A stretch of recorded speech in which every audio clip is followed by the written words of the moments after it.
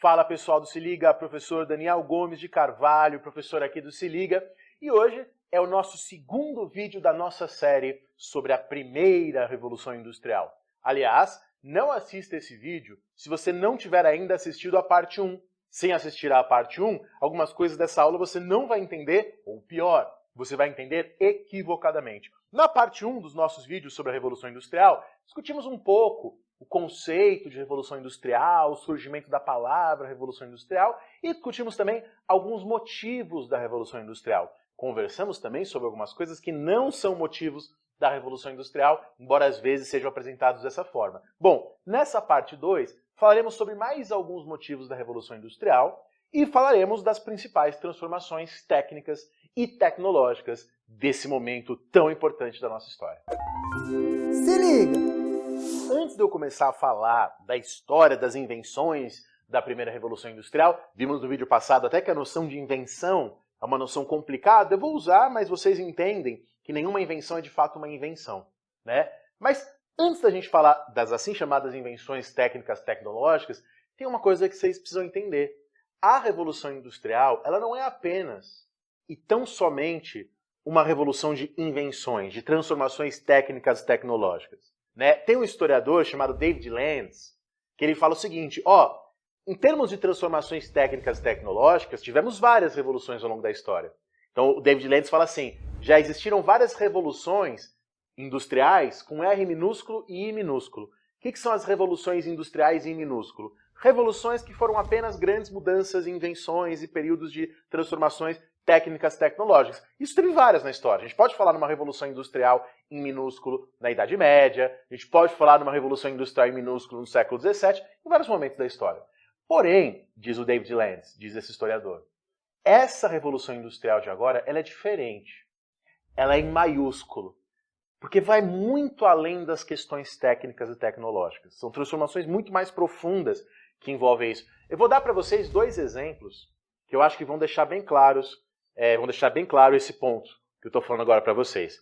1589, William Lee, um inglês, cria uma espécie de tear mecânico de malhas, isso lá no século XVI, bem antes da Revolução Industrial, e ele apresenta esse tear mecânico para a Rainha Elizabeth I, Rainha da Inglaterra, não é a atual, a Elizabeth II, né? A Elizabeth II está viva há bastante tempo, mas nem tanto assim, é a Elizabeth I. A Elizabeth I disse que a máquina do William Lee seria a ruína dos seus súditos, porque eliminaria postos de trabalho. Perceba que a invenção foi apresentada lá no século XVI, mas por uma série de motivos políticos, sociais, ela não foi aceita, não foi incorporada. Não basta a invenção existir. Vou dar um outro exemplo. No mesmo período em que está acontecendo a Revolução Industrial Inglesa, havia na Irlanda uma fábrica que era a fábrica de cerveja da Guinness. A fábrica de cerveja da Guinness era uma fábrica altamente complexa do ponto de vista científico e industrial. Uma fábrica de alto nível. Só que o fato de existir ali em Dublin esta fábrica de alto nível da Guinness não alterou a realidade ao seu redor. A realidade ao seu redor continuou no esquema artesanal, manufatureiro, pré-industrial, né, antes da indústria. Então perceba, não basta existir uma indústria, uma máquina, uma fábrica para haver uma revolução industrial. É preciso que a coisa tenha em si uma transformação mais ampla, uma transformação mais profunda. Por exemplo, a gente pode citar as manufaturas de Lyon, na França, que era uma manufatura que no século XIX soube se adaptar ao modo capitalista de produção e distribuição. Então perceba que uma coisa é bastante complicada, né? Então, não bastam as invenções. É preciso uma transformação mais profunda da sociedade. Nesse sentido, portanto, a Revolução Industrial Britânica acontece por uma combinação profunda de fatores. Eu vou citar aqui dois historiadores para vocês, a gente vai ler juntos, que são o David Landes e o Eric Hobsbawm, para vocês entenderem então esse meu ponto e a coisa ficar bem clara para vocês, unindo também coisas que vimos no vídeo anterior. Diz o David Landes, o que acontece é uma combinação entre, o que aconteceu na Inglaterra, foi uma combinação entre, uma demanda externa crescente. Então há uma demanda que existe no mundo por tecidos, que vão ser produzidos na Inglaterra na primeira Revolução Industrial. Tecidos, acima de tudo, e também outras coisas, mas o principal produto da primeira Revolução Industrial é a produção têxtil. Então, há uma demanda. Isso é a primeira coisa. Há também uma oferta externa de matéria-prima. A Revolução Industrial começa na área do algodão e não da lã. Já vou explicar por que é o algodão e não a lã. O algodão era produzido fora da Inglaterra. Então há uma demanda externa, mas há também uma oferta externa de matéria-prima para a Inglaterra. Matéria-prima essa produzida nas colônias, e muitas vezes por meio da escravidão. Então há uma demanda externa, há uma oferta externa de matéria-prima, há, como vimos na aula passada, um alto custo da mão de obra na Inglaterra.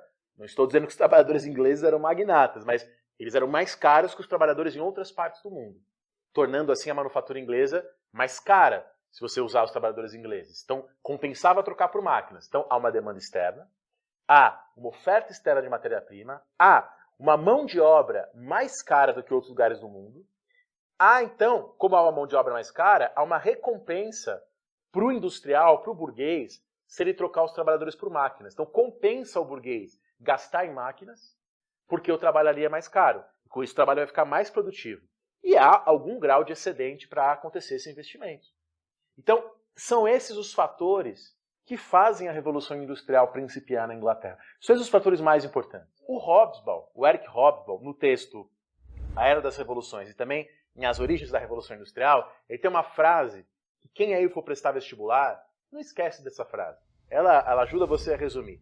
Diz o Eric Hobsbawm, "Whoever says Industrial Revolution says cotton." Quem diz Revolução Industrial, a primeira, diz algodão. Quem diz Revolução Industrial, diz algodão. Whoever says Industrial Revolution says cotton. Então, falar em primeira Revolução Industrial é, sobretudo, falar na indústria ligada ao algodão. Vamos ler o Hobsbawm. Diz o Hobsbawm, o algodão se desenvolveu como um subproduto do comércio colonial, especificamente do tráfico de pessoas escravizadas, conforme pode ser deduzido da concentração das indústrias nos grandes portos que comerciavam com as colônias. Então não é coincidência que as indústrias da Inglaterra, as primeiras, estarão em Glasgow, Bristol e principalmente Liverpool, que eram lugares que comercializavam com as colônias, que por sua vez produziam lá o algodão por meio do trabalho de pessoas escravizadas. Tá? A sua matéria-prima provinha quase que exclusivamente do além-mar. Então o algodão ele era quase que exclusivamente importado do Levante e a partir do século XVIII das Índias Ocidentais e a partir de 1790 dos Estados Unidos. E o mercado de exportação, no século XVIII, era a África e era a América. Então, alguns números que o Hobsbawm apresenta. A quantidade de algodão que a Inglaterra importava antes da primeira Revolução Industrial era 11 milhões de libras-peso por ano. Bom, ao final da primeira Revolução Industrial, em 1850, a Inglaterra estava importando 588 milhões. Passa de 11 milhões para 588 milhões de libras-peso.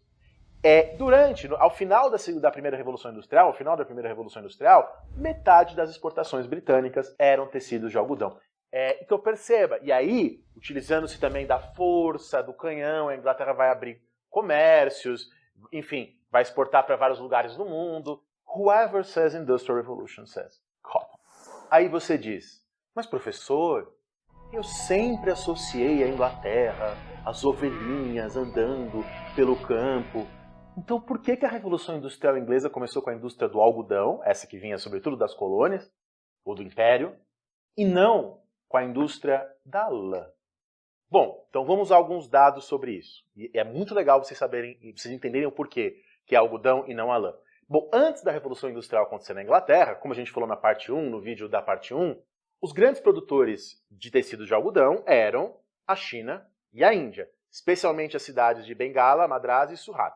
Bom, em 1721, eram tantas chitas indianas, tantos tecidos indianos entrando na Inglaterra e prejudicando a manufatura de lã, que por pressão da manufatura de lã, o governo da Inglaterra, em 1721, proíbe a importação de tecidos indianos, em 1721. Então, gente, isso é um dado, isso é um fato. A Revolução Industrial começa na Inglaterra, no setor têxtil, e o setor têxtil tinha proteção do Estado, frente à concorrência da China, da Índia, sobretudo, no caso inglês era sobretudo da Índia. Né? Então, é um erro, nada é mais errado do que você dizer que a indústria do algodão tenha crescido sem o protecionismo. Então a Revolução Industrial acontece com proteção do Estado. Tá? Isso é um fato. 1721, vai procurar aí a lei se você quiser. Se você não acreditar em mim, vai na internet que você acha documentação dessa lei, mostrando essa lei. Agora, beleza, professor. Eu entendi que tem a proteção estatal. Mas por que o algodão e não a lã? O algodão, por ser uma fibra vegetal, né, por ser uma coisa vegetal, ele é mais mecanizável do que a lã. A lã é uma fibra orgânica. Por ser uma fibra orgânica, ele é instável e com várias sutilezas. Tá? Até um aluno meu, quando eu dei essa aula na faculdade, ele falou assim, professor, é muito mais fácil você aumentar o número de acres cultivados do que você aumentar o número de ovelhas. De fato, a produção de algodão ela é mais elástica. E você tem, nessa época, a invenção dos descaroçadores de algodão, tornando lucrativo o trabalho escravizado no sul dos Estados Unidos para a produção de algodão para a Revolução Industrial. Tá? Em 1820, a Índia adquiriu 11 milhões de jardas de tecidos de algodão. Então, em 1820, a Índia importou 11 milhões de jardas de tecidos de algodão. 20 anos depois, só 20 anos depois, a Índia importou 145 milhões de jardas. Olha só, a Índia, a região que a gente chama hoje de Índia, né, que não era exatamente um estado indiano, mas aquela região sempre foi exportadora de tecidos. Pela primeira vez, ela importa muito mais tecidos do que ela exporta. É um marco na história mundial. É um marco na história mundial. Então, 1820, vou repetir, a Índia importa 11 milhões de jardas de algodão. 1840, só 20 anos depois, ela importa 145 milhões de jardas de algodão. Tá? É isso. A Inglaterra passa a produzir, com a Revolução Industrial, muito mais tecidos, cada vez mais baratos, e esses tecidos vão ter que ser exportados, porque, evidentemente, a produção vai acontecer muito acima da demanda que tinha dentro da própria Inglaterra. A Revolução Industrial Britânica, portanto, começa na indústria do algodão. E como é que funcionava a produção de algodão, a transformação do algodão em tecidos? A gente pode dividir didaticamente em 4 partes. Primeiro, a preparação. O que é a preparação? Você pega lá o material de algodão e você separa, lava, penteia, de modo que as fibras se estendem em sentido paralelo. E, evidentemente, nesse momento é preciso cardar, né, desembaraçar a fibra bruta de algodão. Então, essa é a primeira parte, a preparação. A segunda parte é a fiação. É você transformar a fibra animal, né, no caso da lã, ou vegetal, no caso do algodão, em fios. Então, primeira parte, preparação. Segunda parte, fiação. A terceira parte é a tecelagem. Todos vocês sabem, você pegar o fio e entrelaçar os fios para assim você formar um tecido. A quarta parte é o acabamento. O acabamento aí varia, né? Ele pode, por exemplo, envolver a engomagem, a lavagem, o tingimento, a estampagem, o alvejamento. O acabamento varia conforme a época, conforme o lugar, conforme o tipo de roupa que você está produzindo. Então são 4 partes. Antes da Revolução Industrial, essa produção era manual, artesanal, manufatureira e não mecanizada. E não mecânica. Bom, então o que acontece na Revolução Industrial Britânica é que essa produção de fios, essa produção de tecidos, vai sendo gradualmente mecanizada. Nessas 4 partes vão sendo inseridas máquinas. Então uma das primeiras invenções da primeira Revolução Industrial é a Fly Shuttle, que a gente traduz como a lançadeira, que é de 1733, de um cara chamado John Kay. Tá? Essa lançadeira fazia o quê? Transformava os fios em tecidos de qualquer largura, acelerando com isso a falta de fios. Tá? Porque você consegue transformar os fios em tecidos de qualquer largura. Então você tem maior possibilidade de coisas para fazer com fios. Há mais demandas de fios. Bom, com mais demanda de fios, surgem as máquinas fiadeiras para a produção de fios. A Jenny, né, que é a fiadeira de fusos do Hargreaves, de 1765. A Water Frame. Tá? O nome Water Frame lembra que as suas pás eram movidas a água, do Arkwright, e a fiadeira automática, a Mulle, do Samuel Crompton, de 1779. A Mulle, do Samuel Crompton, de 1779, é a mais popular de todas. É de fato a fiadeira que vai se difundir pela Inglaterra. Quem for prestar vestibular, quem estiver assistindo a gente com esse interesse, no vestibular não é cobrado o nome das máquinas, tá? Eu estou só citando caso você queira ver, buscar. No vestibular, basta que você saiba que a Revolução Industrial começa com a mecanização da produção de algodão, de tecidos. É isso, da produção de tecidos a partir do algodão. Então, O Arkwright, aquele que patenteia a Waterframe, em 1780 ele tinha 150 fábricas com essa máquina na Grã-Bretanha. 150 máquinas. Mas veja que são máquinas de produção de fios. Todas as máquinas que eu falei agora não são máquinas de tecer. Então, por um momento, você tinha muito fio de altíssima qualidade, mas a tecelagem ainda era um trabalho manual. Matemática básica. Com muito fio e a tecelagem ainda manual, os tecelões aumentam seus salários enormemente. É a Golden Age, a era de ouro dos tecelões. Eles passam a ganhar pra caramba, viram uma espécie de aristocracia da classe operária. É claro que isso não ia durar muito tempo. 1787, o Cartwright, que é ligado à universidade, então aquilo que eu falei para vocês na aula passada do iluminismo industrial, é uma exceção, geralmente eles não eram ligados à universidade. O Cartwright vai inventar o tear mecânico, a Power Loom. Com o tear mecânico, com a Power Loom, vários tecelões acabam desempregados e muitos deles vão integrar o movimento ludista, que veremos na nossa próxima aula, os quebradores de máquinas. Então, há um primeiro desemprego em massa de tecelões na década de 1820, que é quando a Power Loom, tear mecânico, se difunde, quando o tear mecânico se torna forte. Vamos ver algumas fotografias. Essa fotografia que você está vendo é a fotografia da fábrica do Arkwright, lá em Cromford. Dá para você visitar até hoje, né? Isso é uma fotografia atual. Você consegue ver, né, a água utilizada para mover as pás para a produção de tecidos. Aqui é a Arkwright Factory, em Cromford.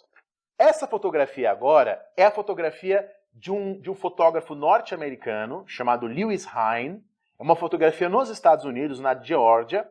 É uma fotografia mais para o final do século XIX, começo do século XX. Porém, essa fotografia mostra uma realidade dessas primeiras fábricas, que era o trabalho infantil. Tá? Essas crianças eram conhecidas como Duffer Boys.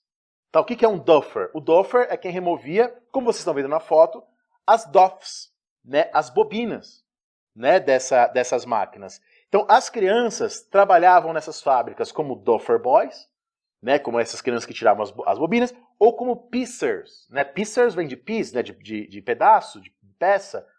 Eram as crianças que arrumavam as máquinas. Né? O tamanho reduzido das crianças permitiam a elas fazer esse tipo de trabalho. Então, em 1830, estimava-se 85 mil pessoas com menos de 16 anos na indústria de algodão na Inglaterra. Então, quem gosta de fotografia, né, procure pelas fotografias do Lewis Hine. Ele tem várias fotografias interessantes de crianças que trabalham nas indústrias, já num lugar de denúncia, né? Olha essa outra fotografia. São vários Duffer Boys aí. Tá? São vários Duffer Boys na Carolina do Sul, também fotografados pelo Lewis Hine. Essa fotografia é de 1912. Tá? Então, poxa, dá um pause aí no vídeo e olha direitinho essa fotografia, contempla não só a montagem, mas também o olhar dessas crianças, como elas estão posicionadas. Essa fotografia é do comecinho do século XX. Mas apesar do setor têxtil, seu principal setor da primeira Revolução Industrial, não era o único. Sendo a indústria têxtil a indústria-chave, motor, essencial da primeira Revolução Industrial, é preciso que vocês entendam que, em grande medida, os outros ramos da indústria que se desenvolvem na primeira Revolução Industrial se desenvolvem puxados pelo setor têxtil. Então, por exemplo, o setor têxtil, o setor de tecidos, exige, especialmente no acabamento do tecido, o tingimento, o alvejamento. Então, a indústria química se desenvolve na primeira Revolução Industrial muito a reboque, muito em consequência da produção de tecidos. Então, por exemplo, a produção de ácido sulfúrico na indústria química. O ácido sulfúrico funcionava como oxidante, desidratante, ácido e eletrolito. E o subproduto do ácido sulfúrico, né, o ácido sulfídrico, permitia liberar o cloro como agente alvejante, importante para os tecidos. Tá? Então, faz parte, por exemplo, da indústria química da primeira Revolução Industrial a produção do pó branqueador para tecidos. Assim como a feltragem e a lavagem da lã com álcalis de potássio. Então, vocês que estão prestando vestibular, né, várias coisas aqui que vocês estudam nas aulas de química e entendem bem, sabem bem do que eu estou falando, inclusive mais do que eu, mas aqui eu só quero enfatizar como muito a indústria química se desenvolve como consequência da produção industrial de roupas. E nós vimos já pela fotografia da fábrica do Arkwright a dependência que as primeiras indústrias tinham da água, né, dos rios, para mover as pás e tal. Bom, a primeira revolução industrial traz também um novo transformador de energia, que é a máquina a vapor.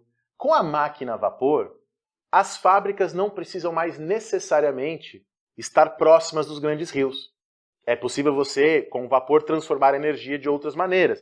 Transformar a energia advinda da queima de um velho combustível, que é o carvão mineral. Né? Vimos na aula passada, na aula anterior, na parte 1 desse curso, que o carvão mineral ele é mais eficiente do que o carvão vegetal. Né? Então, há uma associação. A máquina a vapor, ela não cria energia, não é? Ela usa o vapor para transformar a energia quente liberada por uma fornalha onde está colocado ali o carvão mineral. Então, é a disponibilidade de carvão na Inglaterra que torna o carvão mais barato e, com isso, o uso da máquina a vapor se torna lucrativo. Na França, por exemplo, antes da descoberta das minas de pé de Calais, antes dessa descoberta, na França, não tinha muito carvão mineral disponível. Depois eles vão encontrar na Europa, Minas e tal, e novas técnicas de extração. Mas veja, na França, de início, não tinha muita disponibilidade. Por isso eles não usam tanto a máquina a vapor, não compensava tanto. Tá? Não compensava tanto. Ainda na França, até o final do século XIX, ainda tem muitas fábricas próximas a rios e tal. A máquina a vapor, então, era mais móvel que o moinho d'água, que o water wheel. Tá? Então é o James Watts, alguém ligado à Universidade de Glasgow, então vimos que era parte ali do iluminismo industrial, desses iluministas de complexos aí universitários industriais, que eram exceções na primeira Revolução Industrial, como vimos na aula passada. Então, James Watt, da Universidade de Glasgow, em 1761, melhora, né, a máquina do Newcomen, que tinha muito desperdício, que era uma máquina de 1712, que por sua vez era tributária de uma outra máquina de 1698, e o Watt, ao melhorar essa máquina, aí conserta e cria uma máquina a vapor. Bom, por que a máquina a vapor foi criada? Ela foi criada, ela teve como motivo a drenagem das minas. Então, por que eu estou dando essa informação para vocês? Para vocês entenderem como as invenções aconteceram por questões práticas, né, para resolver problemas. Para resolver esses problemas ligados, nesse caso, à própria economia inglesa. Mas, bom, a maioria das fábricas continua usando os moinhos d'água até a metade do século XIX, até 1840, 1850. É só ao longo do século XIX, sobretudo na segunda metade do século XIX, que os motores a vapor se tornam de fato mais rentáveis. Tá? Aliás, Abram Derby, né, em 1709, é o primeiro industrial a usar o carvão mineral, né, o coque, na produção de ferro, né, o ferro coqueificado. Então, a importância do coque. Então, vocês já estão compreendendo aí como caracterizar a primeira revolução industrial do ponto de vista técnico. Então, há uma indústria têxtil, há uma indústria química muito associada à indústria têxtil, há o uso da máquina a vapor como transformador de energia e o uso do carvão mineral facilitado pela disponibilidade de minas na Inglaterra. Quero fazer agora uma rápida observação, mas só para a gente complexificar a nossa visão sobre a Revolução Industrial. Veja, essas técnicas para fabricar, branquear e tingir os tecidos, elas utilizaram-se de conhecimentos advindos da Índia, que era uma grande produtora de tecidos, também da Suécia, também da França e também do Império Otomano. É aquilo que eu falei para vocês, a ideia de invenção, falei para vocês no vídeo passado, é uma ideia muito complicada, nenhuma invenção é uma invenção, do nada. Out of the blue. As invenções nunca aparecem out of the blue. As invenções, elas dependem de muitas coisas. E no caso aqui é muito claro como a invenção das máquinas, das possibilidades de fabricar, branquear e tingir tecidos, utilizam-se de conhecimentos de várias partes do mundo. Da mesma maneira, uma das coisas que explica a Revolução Industrial começar na Inglaterra é o fato de que, na China, há a consolidação da dinastia Manchu, e na Índia há o rompimento do Império Mughal, não é o Império Mongol, é o Império Mughal, que às vezes é traduzido como Mogol, não é o Mongol, é o Mogol. Enfim, e essas transformações na Índia e da China ajudaram o comércio britânico a se expandir. Então, quando você percebe que muitas das causas da Revolução Industrial começar na Inglaterra estão fora da Inglaterra, produção de escravizados de algodão, o Império Inglês, as transformações na China e na Índia, técnicas importadas, tudo isso mostra como é frágil aquelas explicações antigonas que falavam a Revolução Industrial aconteceu porque os ingleses eram protestantes. A Revolução Industrial aconteceu porque tinha instituições liberais da Inglaterra. Perceba como muitas das causas da Revolução Industrial inglesa são fora da Inglaterra. É por isso que o nome do livro do Robert Allen, aquele historiador que eu mencionei para vocês na aula passada, de Oxford, é A Revolução Industrial em Perspectiva Global. É entender que acontecimentos que estão ali, em Oxfordshire, por exemplo, na Inglaterra, na verdade eles têm motivações globais. Agora, é preciso que você entenda que a máquina a vapor ela é uma TUG. Como assim uma TUG? Uma tecnologia de uso geral. O que significa ser uma tecnologia de uso geral? É que, embora ela tenha sido inventada para a drenagem nas minas, para a extração de carvão, ela pode ser utilizada para outras finalidades. Ela pode ser utilizada para outras coisas. Então, a primeira coisa que tentam fazer com as máquinas a vapor é acoplar a máquina a veículos terrestres para que a máquina ajude um veículo terrestre a se mover. Só que no começo do século, no final do XVIII e no começo do século XIX, as estradas eram muito ruins, eram cheias de pedregulhos, eram totalmente instáveis. Então você colocava um veículo e com uma máquina a vapor, esse veículo ia cair, ia se destroçar e coisa e tal. Qual a solução para esse problema? Colocar trilhos. Para que assim o veículo movido a vapor não dependa da instabilidade, não sofra com a instabilidade do terreno. Então, a primeira locomotiva a vapor, o primeiro trem a vapor, é de 1804. E ele foi utilizado para quê? O primeiro trem é utilizado nas fábricas de produção de ferro em Gales.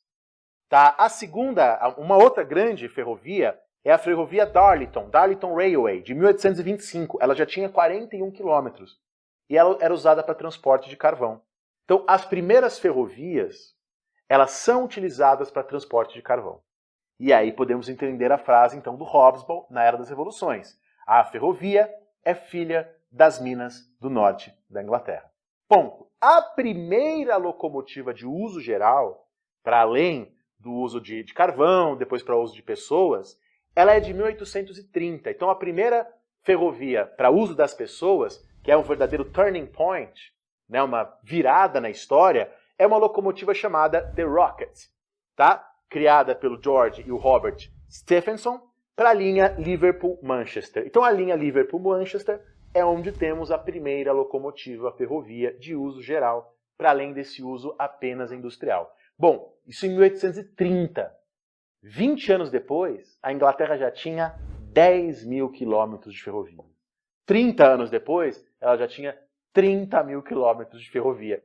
A produção de ferro cresce com a expansão das ferrovias, para construir os trens, as estradas de ferro. Então, a produção de ferro sobe, nesse período, de 680 mil para 2.250.000 toneladas de ferro. É ferro pra caramba. A produção de carvão triplica, de 15 para 49 milhões de toneladas. Tá? O adubo se difunde. Então, é isso. Se você tem uma técnica numa região da Inglaterra, com as ferrovias fica mais fácil dessa técnica se difundir. Com as ferrovias fica mais fácil de eu vender um produto produzido no norte da Inglaterra no sul. Então a ferrovia aumenta a competição, a pressão competitiva. Tá? A ferrovia ajuda a unificar o mercado nacional. Tá? A dar fim a isolamentos, e aí sim a ferrovia contribui para que mais pessoas vão para as cidades. Né? Mais pessoas indo para as cidades, trabalhar nas fábricas em crescimento, trabalhar em atividades nas cidades associadas também à fábrica. Bom, e essas ferrovias serão construídas também em várias partes do mundo. O Jailson, que está aqui gravando o vídeo, vocês não estão vendo ele, mas ele está atrás da câmera, ele comentou, quando a gente fez a pausa para o bloco anterior, ele falou, nossa, então no final do século XIX, as sociedades eram muito diferentes de 2 séculos antes, ou mesmo um século antes, né? Pois é, tem uma frase, que agora eu me esqueci o autor, não sei se é o próprio Hobsbawm que diz isso, que ele fala assim, alguém que viveu em 1750 tem uma vida, do ponto de vista das condições materiais, de bens à disposição, mais parecida com a vida de Júlio César na Roma Antiga do que com a vida dos seus tataranetos. Então, a vida, do ponto de vista dos bens à disposição de alguém de 1750, parecia mais a vida de alguém de 3.000, 2.000 ou 500 anos antes de Cristo do que a vida de alguém 100 anos depois. Do ponto de vista dos bens materiais à disposição. De fato, é uma transformação muito grande que a Revolução Industrial vai trazer como consequência. E eu falei deles acoplarem a máquina a vapor, a TUG, a tecnologia de uso geral, à estrada de ferro. Eles passam, evidentemente, a acoplar a máquina a vapor também a veículos marítimos, a navios. Então, o primeiro barco comercial de sucesso movido a vapor foi o Clermont, do Robert Fulton, de 1807. Depois, o primeiro navio de ferro e com propulsor, em vez de rodas de pá, foi o Grã-Bretanha, Great Britain, de 1843. Porém, eu falei para vocês que o vapor é um transformador de energia que vem ali da queima do carvão, né? Então, esses navios, para serem transportados com vapor, precisavam carregar muito carvão. E o carvão é pesado, o carvão ocupa espaço. Então, demorou para o navio a vapor, do navio de ferro, substituir os navios a vela. Os navios a vela ainda eram a maioria até 1870 em viagens de grande distância. Porque é isso, precisa carregar um monte de carvão. Começa a ter estação de carvão, né, ao longo do oceano e tal. Mas é só em 1870, quer dizer, no final do século XIX, que o navio a vapor de fato se impõe, devido aí ao aperfeiçoamento das máquinas, dos navios e das próprias transformações a vapor.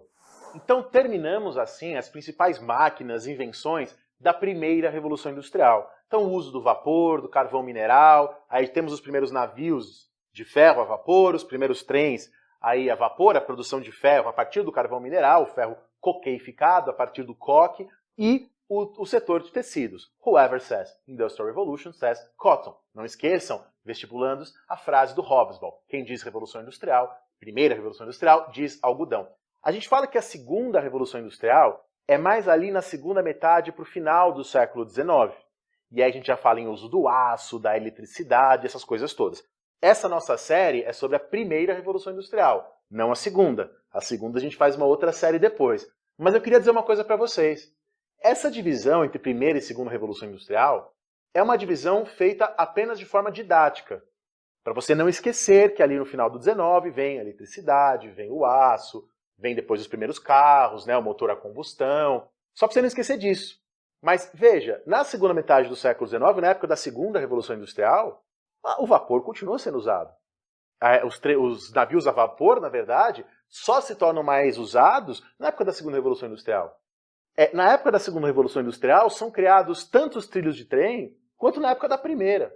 Então não devemos pensar que a segunda Revolução Industrial vai ser o fim da primeira. A produção de tecidos continua, o uso do vapor continua e essas coisas todas. Essa divisão é mais didática. Eu tenho até amigos que não gostam de falar numa segunda Revolução Industrial por causa disso, que dá a impressão de que é uma descontinuidade, quando na verdade é um processo interligado. Por exemplo, algumas pessoas associam o telégrafo à segunda Revolução Industrial, porque de fato na época da segunda Revolução Industrial o telégrafo se difunde, mas as primeiras invenções ali, os primeiros experimentos e uso do telégrafo estão na primeira metade do século XIX, né? Na época associada à primeira Revolução Industrial.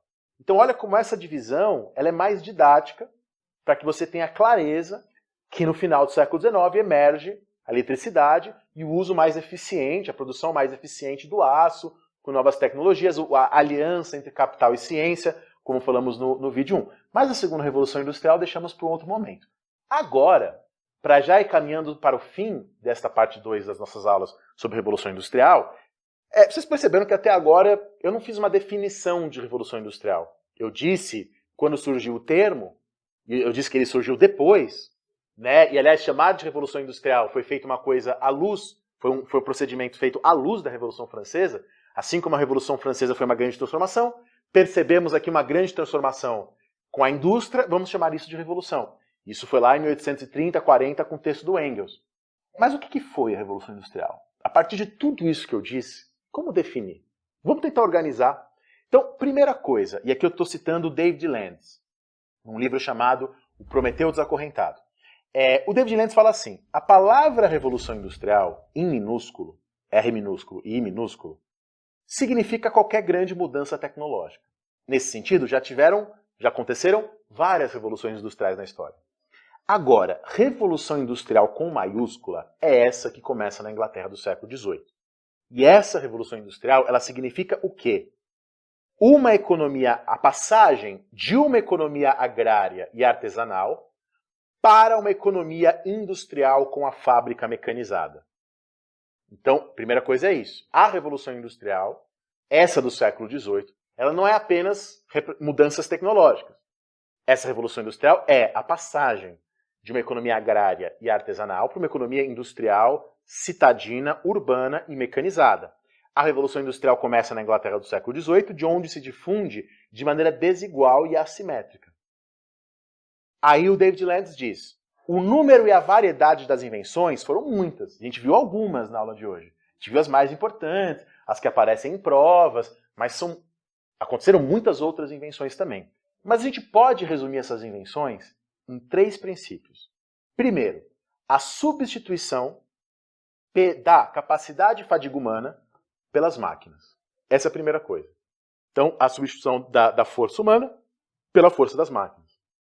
Segundo, a substituição de forças animais de energia, como o sol, o vento e as águas, por fontes inanimadas, como o vapor, que puseram à disposição do homem um abastecimento de energia quase ilimitado. Então, em vez do navio ser movido pelos ventos e pela correnteza, ele é movido pelo vapor. E assim aumenta a quantidade de energia que está à disposição do ser humano. Tá? Então, substituição da capacidade de fadiga humana pelas máquinas, substituição das fontes animais por fontes inanimadas, e aí depois vem a eletricidade e tal, e a utilização de novas e abundantes matérias-primas, em especial a substituição de matérias-primas vegetais ou animais por matérias-primas minerais, como a substituição do carvão vegetal, vem da madeira, para o carvão mineral. A fábrica e a disciplina fabril passam a se impor. Isso a gente vai falar no próximo vídeo. Da fábrica, da disciplina fabril, do trabalho na fábrica. E agora, mais algumas citações para a gente concluir e concluindo aqui essa nossa discussão. O David Landes, ele fala assim, anteriormente, com outras inovações tecnológicas na história humana, aconteceu assim. Houve um melhoramento das condições de existência a partir das invenções, então, sei lá, técnica de rotação trienal, lá na Idade Média, aumentou as condições de existência, mais comida à disposição, mais legumes à disposição e tal. E com isso tivemos ganhos. Só que esses ganhos logo eram anulados pelo aumento da população. Então acontecia de uma técnica nova ajudar a população a crescer, só que a população crescia tanto que os benefícios da técnica nova não eram mais suficientes e aí as pessoas morriam e tal. É agora, com essa Revolução Industrial, pela primeira vez, diz ele, a economia e o conhecimento cresceram com uma rapidez suficiente para gerar um fluxo contínuo de investimentos e inovações tecnológicas muito acima daquilo que o Thomas Malthus achava que era uma restrição, as restrições positivas. Thomas Malthus acreditava que a população ia crescer e ia chegar um momento que não ia ter comida para todo mundo. Hoje, vivemos num mundo que tem calorias à disposição para todo mundo. Tem muito mais comida do que o necessário para a raça humana sobreviver. O problema é a distribuição, a desigualdade, enfim, são outras questões que a gente pode discutir num outro momento. Tá? Aí que o Hobsbawm, na Era das Revoluções, diz: não faz sentido perguntar quando a Revolução Industrial terminou, porque ela não terminou. Ela continua a Revolução Industrial, diz o Hobsbawm. Porque a essência da Revolução Industrial é ela ser, palavras de Eric Hobsbawm, uma mudança revolucionária permanente. É claro que aqui o Hobsbawm está citando Marx. O Marx diz, lá no Manifesto Comunista, que o sistema capitalista é um sistema revolucionário. Porque ele está sempre revolucionando as nossas maneiras de produção, de trabalho, e por conseguinte as nossas formas culturais, as nossas tradições, os nossos costumes. A transformação se torna muito rápida. E é aí que o Marx diz, tudo que é sólido se desmancha no ar. É a transformação muito rápida das coisas. E aí que o David Landes diz aquilo que eu estava conversando agora há pouco. Um cidadão inglês de 1750 era mais parecido com Júlio César, com os legionários de Júlio César, em termos de acesso às coisas materiais, do que com seus próprios bisnetos. Então é uma transformação revolucionária, muito rápida. E aí, para terminar, a industrialização, diz o David Landes, ela faz parte de um processo maior, tradicionalmente chamado de modernização. O que é a modernização? Geralmente a palavra modernização é associada a uma série de mudanças políticas, sociais, institucionais, mudanças como a urbanização, a redução da mortalidade e também da natalidade, a centralização dos governos, a ampliação dos sistemas educacionais, novos abismos nas relações internacionais, né? Vimos a transformação da China e da Índia, por exemplo, uma classe trabalhadora mais numerosa do que nunca, o que implica uma nova configuração da própria luta de classe. Então a industrialização faz parte e é importantíssima para compreender uma coisa maior, tradicionalmente chamada de modernização. Na parte 1, então no primeiro vídeo do nosso curso de Revolução Industrial, nos concentramos em falar dos motivos da Revolução Industrial acontecerem, de causas e coisas assim. Nessa parte 2, falamos também um pouquinho de motivos, mas nos concentramos mais nas transformações tecnológicas, máquina a vapor, enfim, a questão dos tecidos e tal. No próximo vídeo, na parte 3 e última parte desse nosso curso sobre a primeira Revolução Industrial, falaremos mais das transformações sociais e políticas da Inglaterra nesse período, que obviamente tem muitas relações com a Revolução Industrial. Então, não deixe de curtir, compartilhar. Se você gostou desse vídeo, se você achou ele útil, importante, comenta, dá sua sugestão, comenta, dê sugestões também de novos vídeos para a gente produzir, a gente sempre acompanha as sugestões de vocês. E se você está prestando Enem ou vestibulares, ou conhece alguém que está prestando Enem e vestibulares e você confia no nosso trabalho, visite o nosso site, que no nosso site temos para vender, temos disponível um curso voltado para Enem e vestibulares, com plantão de dúvidas, né, com textos de apoio, lista de exercícios e, obviamente, as videoaulas também. Dá uma visita lá no nosso site para conhecer. Muito obrigado, um grande abraço e até a próxima.